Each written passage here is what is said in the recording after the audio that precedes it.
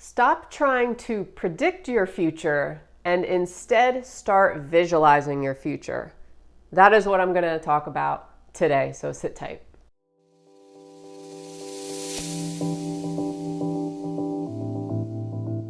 Hey guys, welcome back to another video. My name's Jen. I help people reinvent their reality. So, predicting the future. We try to do this, right? We try to do this. We wish that we had like this crystal ball that we could predict what's going to go down in our future. We really do.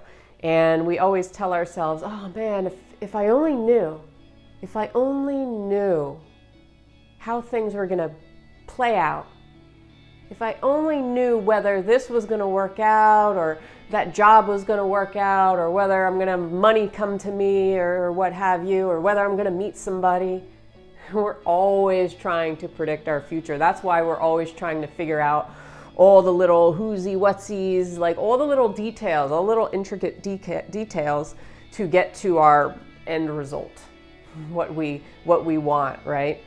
So, and we hear, okay, it's not about the how, right? It's not about the how, it's about the why, or it's about the what you actually want.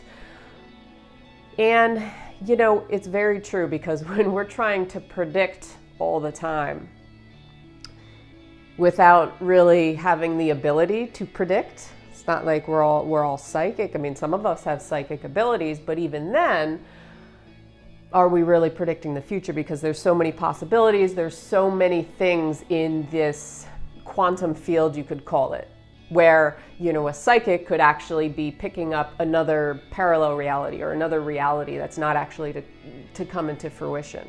It all depends on the choices you make today in your present moment. So this is why, and I'll tell you the difference between predicting your future versus visualizing your future. Now, some of you might say, okay, well, visualizing my future, isn't that kind of the same thing? No, it's not. And I'll tell you why right now. Predicting your future is basically telling yourself that what you want is in the future. You don't have it yet, right? This goes back to like law of attraction stuff. I don't have it, so I need to think about, and I'm trying to think about what's going to happen in the future. But visualizing, when you sit down with yourself and you're visualizing the end result, it's like you are putting yourself there in that moment. Do you see the difference? It could be like a subtle thing for you, but you can see a difference, right? Predicting is worrying about a future event or thinking about something that has not happened, but visualizing is imagining that you are there already. And even if it's not in your physical reality, your mind is one step ahead of your physical reality. So really, to bring something into your physical reality, your mind has to be one step ahead of your senses, right? We know this, right? But when you're predicting, your mind is not one step ahead. Your mind is still in that place of hoping something will happen or trying to figure it all out, right? To get there. But visualizing, you're already there. You're already there. You're being in the moment, okay? This has more resistance to it, or tends to have more resistance in the prediction stage, right? Like, I don't know what's going to happen, so I'm trying to figure it out. That creates a lot of resistance around it, right? Because we're trying to figure out all the intricate details. But this, visualizing you actually in that moment, there's not much resistance because you're in this flow state. You're already there.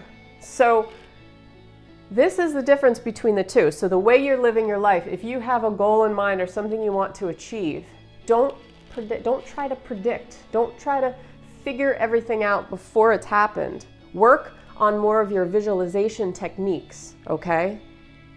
It's almost like, pretend you're a kid again, or be a kid again. And you know how kids used to fantasize about things. They'd dress into the character of who they wanted to be. And they were actually, in the moment, that's who they thought they were. They were living it, right? That is going to work better than you just worrying all day about, whether, or wishing you had this crystal ball that you could predict everything that's happened. Because you know why this doesn't work half the time It's because life is full of so many ups and downs, so many twists and turns. It's like a twisted movie, right? It's like one little thing happens and it changes the whole end result of the movie, right? This person walks in the door instead of that person, and it changes the whole scene. So that is life. Life is constantly evolving, it's constantly moving. That's why we can't predict every little thing that's going to go down, because people die and shit happens, right? We fall, we get back up, we get fired, or we have a new opportunity come into our life, or this door opens and that door opens, and things that we cannot predict. We cannot predict that. We cannot predict every little thing. We're going to drive ourselves nuts if we try to do that. We're going to give ourselves a big migraine if we try to do that. Because life is not just you, it's all the people around you, right, that are affecting the same thing. Yeah, it's coming from your thoughts and your feelings, creating your reality. But your reality includes all these other people in it, right? And you always have, it's about your choices and your decisions and things like that. So you can't predict what kind of choice or what kind of decision or what kind of state you're going to be in 5 years from now.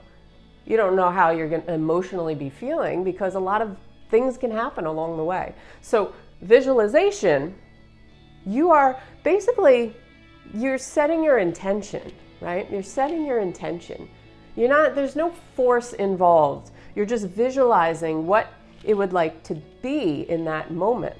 And another difference here, and this will be the last one here, is that when you're predicting your future, it's almost like you're saying, if this doesn't happen the way that I planned it out, you have your little roadmap all drawn out or whatever, right? If this doesn't happen according to this plan, I'm going to be really let down. I'm going to feel really bad. I'm going to feel really guilty. I'm going to feel like hopeless and desperate because it didn't work out exactly how I had mapped it out. Whereas over here, when you're visualizing, it's a little more open. It's a little more flexible to the universe, okay? You have your end goal. You imagine yourself as that future person. You're living in it, right? In your mind, you're living in it. So if something doesn't actually show up for you in your physical reality, it's okay, because you know that the universe has your back.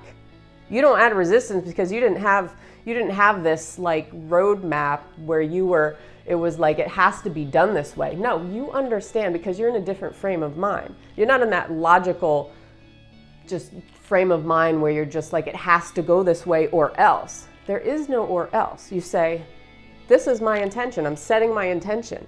And I know it's going to happen. It's going to happen. But it may not happen in exactly the way that I know yet, because I understand that there's many twists and turns in life. But I know for a fact that the universe has my back always, and it's going to bring me in that direction in either the fastest way possible or the best way possible. It knows the best way because it knows more than I do. It knows more than my ego does. That's the difference. Yes, I am the universe. I am part of the universe. We're all the universe.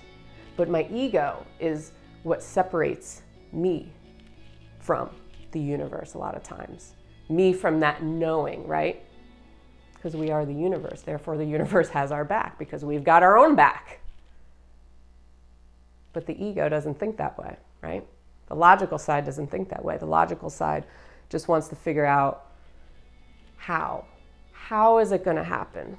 Whereas the visualizer has a knowing, an inner knowing that it's going to happen, but they don't care so much as how, because they focus on that end result. And they put themselves already there in that future self. They're living it, right? They're one step ahead.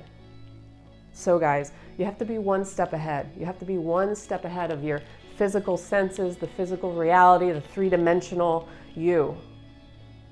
Start expanding yourself. So, On that note, that's all I got today. Hope you enjoyed it. Let me know in the comments if you would. If you haven't done so, please subscribe. I put out a video every single morning. And have an awesome day. We'll see you tomorrow. Peace.